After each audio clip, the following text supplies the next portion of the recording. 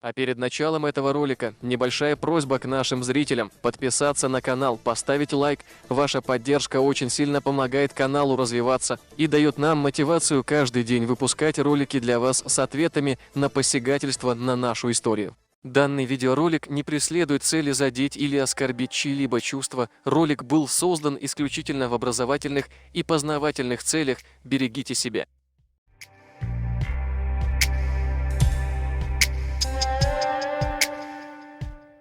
Руслан Курбанов рассказал, как ингуши получили свою республику.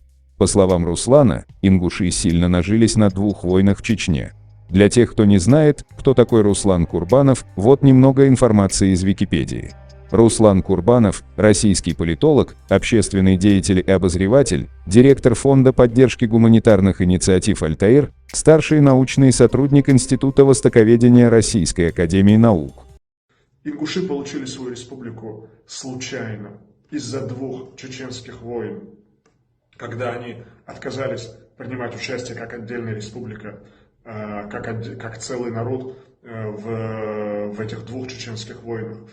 И дело дошло до страшного земельного территориального конфликта между чеченцами и ингушами, где одна из сторон кричала: «Они нам уже не братья»,